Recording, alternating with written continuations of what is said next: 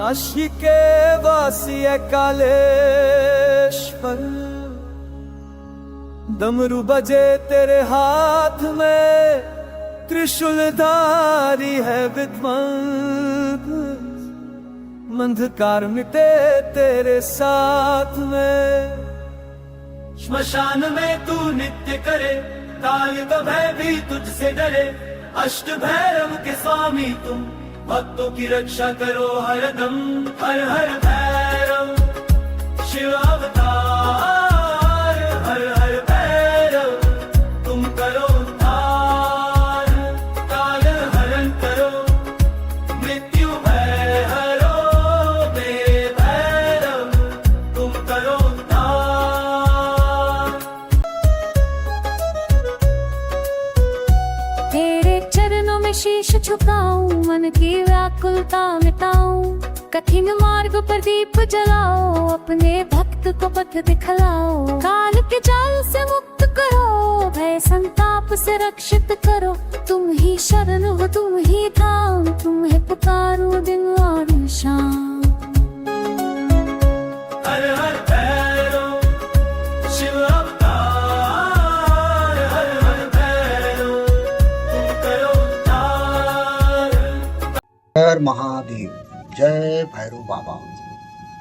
साथियों, मित्रों, हमारे वीडियो में आप सभी का स्वागत है। 12 नवंबर 2025 वह समय आ रहा है। कुछ याद आया? नहीं? याद कीजिए, दिमाग पर जोर डालिए कि वह समय आ रहा है। समय है वह मार्ग शीर्ष मास की कृष्ण पक्ष की अष्टमी तिथि, अंधेरी रात, वह रात जो गहरी, वह रात, अंधेरी रात जो सृष्टि में हुआ, और उस सृष्टि में हमें ऐसा मिला जिसे जानकर हम अपने भाग्य को बदल सकते हैं। आश्चर्य लग रहा होगा, परंतु आश्चर्य न करें। भाग्य बदलना संभव है मित्रों, क्योंकि जिनके बारे में हम जानने जा रहे हैं इस वीडियो में, वह जो हैं वह ब्रह्मा के सिर को भी काट सकते हैं। तो यह पर्व पड़ रहा है अंधेरी रात में उजाले की तलाश में। 12 नवंबर 2025 को काल भैरव अष्टमी, काल भैरव का जन्मदिन, काल भैरव जयंती। अब जानेंगे विस्तार से हम कि भैरव ही उपासना क्यों करें इस अष्टमी के पूजा। जानेंगे भैरव जो है भगवान शंकर के ही रूप है, उनके प्रतिरूप हैं। वे अपने भक्तों को मनवांछित फल देने वाले, उनके तभी दुख कष्ट पीड़ा रोग शोग दारिद्र्य एवं संकटों का निवारण करने वाले हैं। अन्य देवी देवताओं की उपासना में दोस्तों, जहाँ अनेक प्रकार के विधि विधान तथा शौचाचार का विशेष ध्यान रखा जाता है, जहाँ भूत भावन भगवान भैरवनाथ की पूजा उपासना के लिए विशेष किसी उपचार झंझट की करने की कोई आवश्यकता नहीं पड़ती। भैरव जी की कृपा, भैरव जी की उपासना प्रत्येक जाति वर्ण एवं आयु के स्त्री पुरुष सभी कर सकते हैं। किसी के लिए कोई भी नियम निषेध नहीं है। वैसे तो प्रत्येक देवी देवता की उपासना करते समय बाह्य अभ्यंतर आंतरिक शुद्धि का विचार किया जाता है, परंतु श्री भैरव जी की उपासना के लिए यदि किसी प्रकार की कोई कमी भी रह जाए तो वह भी भैरव बाबा जी क्षमा कर देते हैं। दोस्तों, भगवान भैरव अपने भक्तों पर कृपालु होकर उन्हें रिद्धि सिद्धि, सुख, सौभाग्य, आरोग्य, धन, पुत्र, ऐश्वर्य, यश आदि सभी फल प्रदान करते हैं। अतः ऐसे परम कृपालु, परम दयालु प्रभु की उपासना ही सबके लिए उचित है। भगवान काल भैरव का आविर्भाव, उनका प्राकट्य मार्गशीर्ष मास की शुक्ल पक्ष की अष्टमी तिथि को हुआ था। यह रात्रि परम पवित्र है। कहा गया है कि जो व्यक्ति इस तिथि को अथवा किसी भी मास की अष्टमी और चतुर्थी तिथि को, रविवार या मंगलवार को भगवान भैरव का व्रत स्मरण अथवा पूजन करता है वह सब पापों से मुक्त हो जाता है। जो व्यक्ति निरंतर दोस्तों, साथियों, साधकों, सुन लीजिए, जो निरंतर व्यक्ति अष्टमी, कृष्ण पक्ष की अष्टमी निरंतर 6 महीने तक करता है, वह तो भैरव की उपासना करता है, उसे सिद्धि प्राप्त हो जाती है।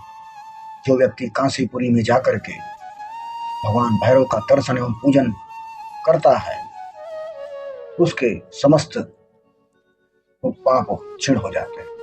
अब आते हैं उस परम पुण्य कथा पर, जिस कथा को अष्टमी की रात्रि को, काल भैरव अष्टमी की रात्रि को सुनने मात्र से या किसी भी पक्ष की, कृष्ण पक्ष की अष्टमी को सुनने मात्र से सभी प्रकार के कष्ट और दुख, रोग दूर होते हैं, सभी प्रकार के मनोवांछित कार्य पूर्ण होते हैं। स्कंद पुराण के चतुर्थ काशी खंड के 31वें अध्याय में श्री भैरव जी के प्रादुर्भाव का वर्णन किया गया है। अगस्त ऋषि द्वारा भैरव जी के उत्पत्ति के संबंध में स्कंद जी स्वामी कार्तिकेय महाराज से उन्होंने पूछा कि प्रभु कैसे भैरव जी की उत्पत्ति हुई।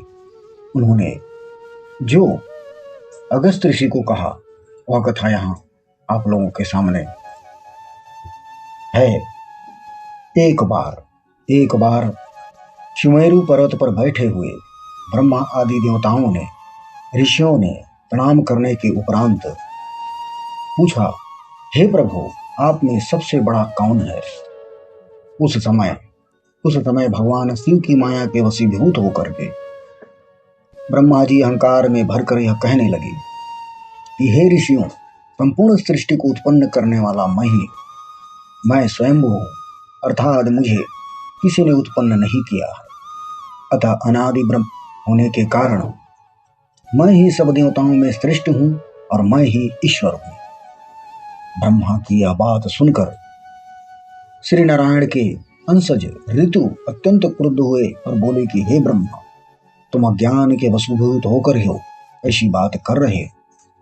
संपूर्ण संसार का कर्ता तथा पालन करने वाला तो मैं ही यज्ञ स्वरूप तथा मैं ही नारायण हूँ, मैं ही परम ज्योति तथा परम गति हूँ। मेरी ही प्रेरणा से तुम सृष्टि को उत्पन्न करते हो, अतः तुम स्वयं को बड़ा मत कहो, मैं ही सबका स्वामी तथा परम तत्व हूँ। इस प्रकार ब्रह्मा तथा ऋतु स्वयं को बड़ा बताते हुए परस्पर विवाद करने लगे। अंत में उन्होंने निश्चय किया कि इस संबंध में वेदों की सम्मति ली जाए। अतः उन्होंने वेदों से पूछा। ब्रह्मा और विष्णु, ऋतु जो नारायण के अंश थे, उन्होंने वेदों से कहा कि हे श्रुतियों, आप स्वतः प्रमाण हैं, अतः इस संदेह का निवारण करो कि हमसे बड़ा कौन है। यह सुनकर त्रिंगवेद ने कहा कि जिनमें सब भूतों का अंत होता है और जिनमें सब का परिवर्तन हुआ है, वे एकमात्र रुद्र ही परम तत्व।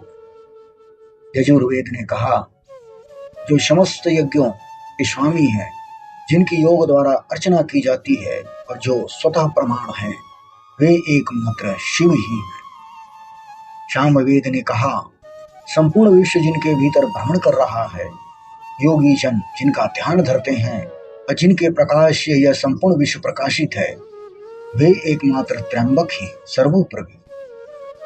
अथर्ववेद ने कहा कि जो अपने भक्तों पर अनुग्रह करके उनके संपूर्ण दुखों का अंत कर देते हैं, वे एकमात्र शंकर ही प्रागल्य रूप।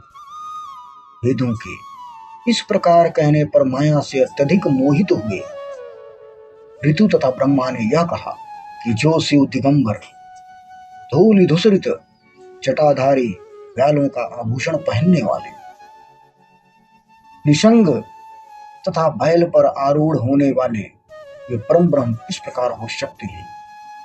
उस समय अमूर्त रूप सनातन प्रणव ने उस स्थान पर मूर्तिमान होकर यह कहा, भगवान शंकर स्वयं ज्योति सनातन है, आनंद रूपा शिवा उनकी शक्ति है, अतः यह सत्य है कि उनसे बड़ा कोई नहीं।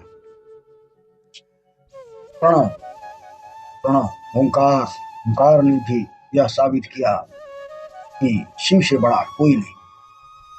परंतु उनके यह कहने पर भी ब्रह्मा तथा ऋतु के अज्ञान का नाश नहीं हुआ, उनका भ्रम नहीं टूटा।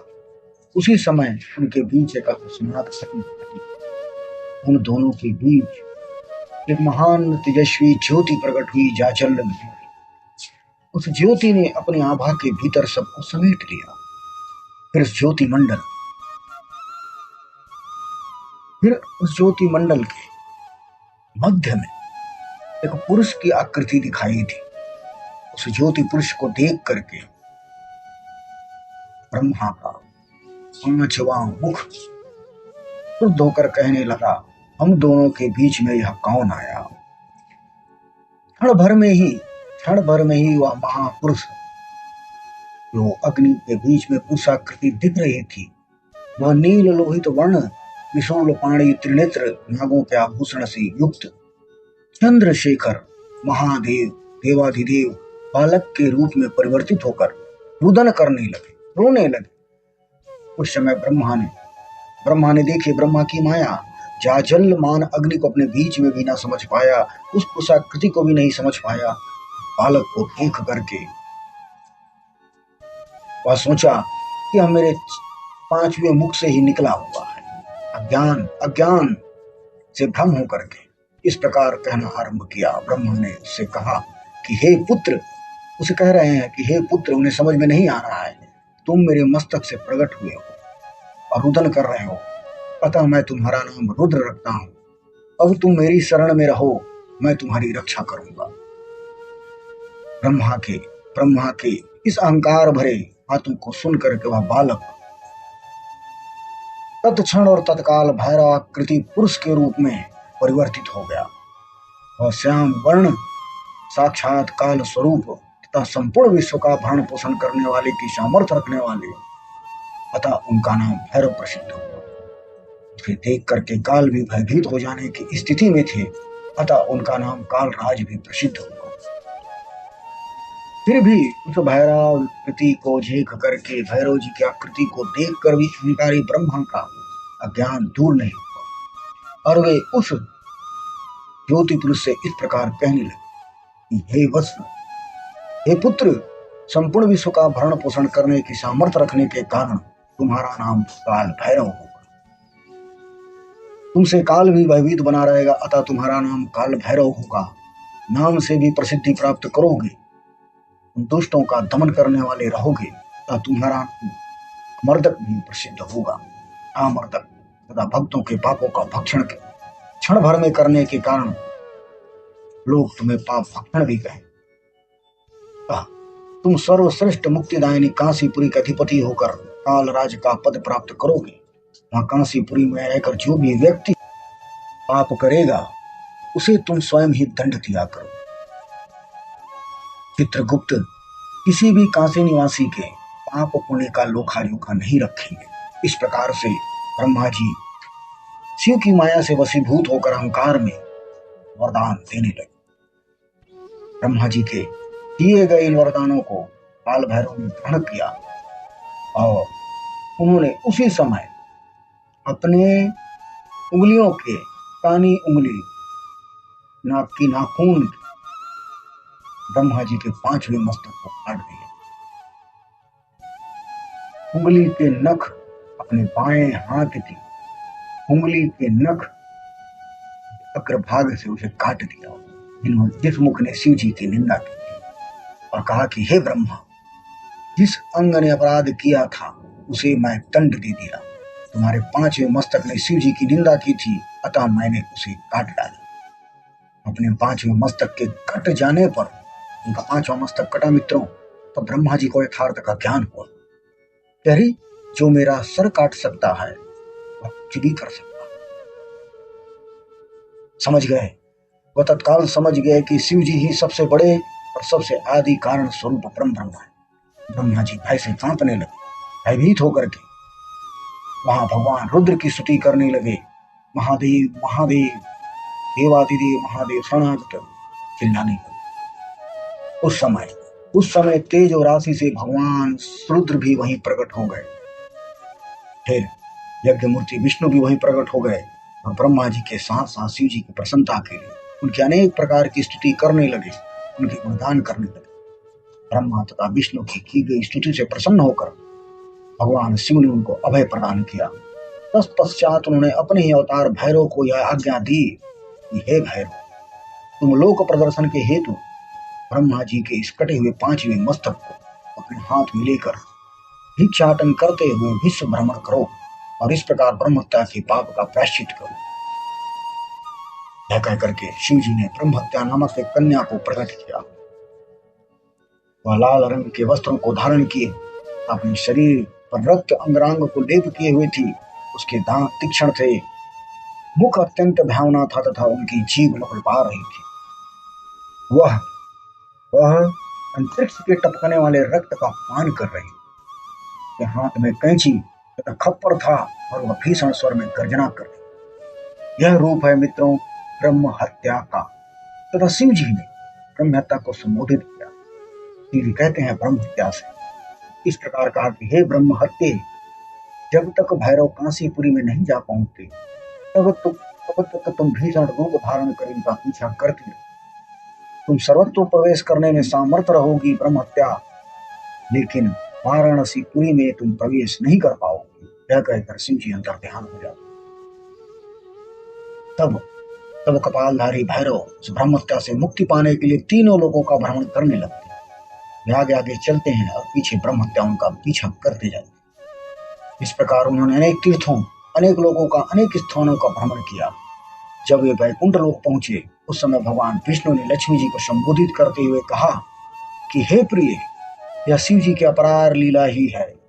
राजाधिराज महाराज शिव की कि वे समस्त पापों को क्षय करने की सामर्थ्य रखने वाले होते हुए भी अपने इस भैरव रूप ब्रह्म हत्या के पाप से मुक्ति पाने हेतु सर्वत्र भागते फिर रहे।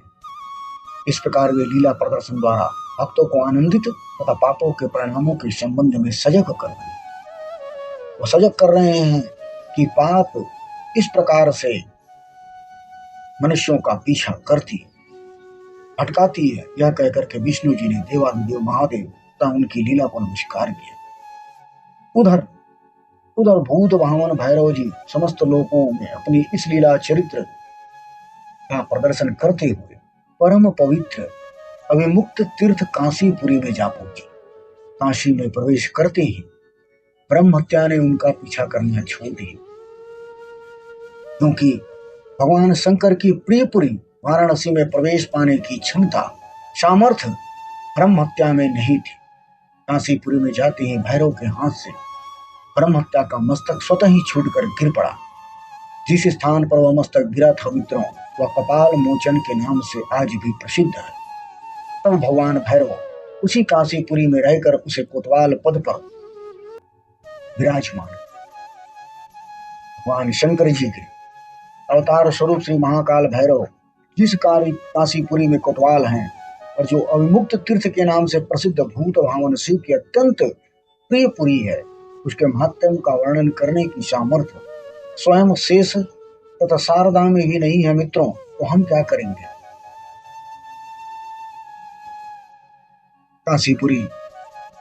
कांसीपुरी समस्त पापों का क्षय करने वाला। कहा जाता है कि अन्य स्थानों में लक्षाधिपति, करोड़पति, अरबपति बनकर रहने की अपेक्षा कांसीपुरी में भिक्षावृत्ति, भीख मांगते हुए निवास करना सबसे श्रेष्ठ कहा गया है। कांसीपुरी के नाम का उच्चारण करने मात्र से ब्रह्म हत्या आदि संपूर्ण पाप क्षय हो जाते हैं। इस वाराणसीपुरी के स्वामी साक्षात भगवान शिव हैं। वे भवानी, भैरव तथा अपने अन्य गणों के साथ कांसीपुरी में जिस प्राणी की मृत्यु होती है वह शिवलोक को प्राप्त होता है। जो व्यक्ति इस पुरी में बहने वाली गंगा नदी में स्नान करता है उसके संपूर्ण पाप नष्ट हो जाते हैं। काशी का कपाल मोचन तीर्थ समस्त पापों का क्षय करने वाला। भगवान काल भैरव अपने भक्तों को प्रत्येक भाषा को पूर्ण करते हैं तथा उसे निष्पार बनाकर भुक्ति मुक्ति प्रदान करते हैं। काल भैरव जिस काशीपुरी में हर समय उपस्थित हैं वह पूरी कलिकाल के संपूर्ण दोषों को दूर करने वाले। वहां किसी पाप का प्रवेश नहीं हो पाता। जो व्यक्ति काशीपुरी में रहकर काल भैरव के दर्शन करता है तथा उनकी भक्ति तथा आराधना में तत्पर रहता है, उनके अनेक जन्मों के पाप नष्ट हो जाते हैं।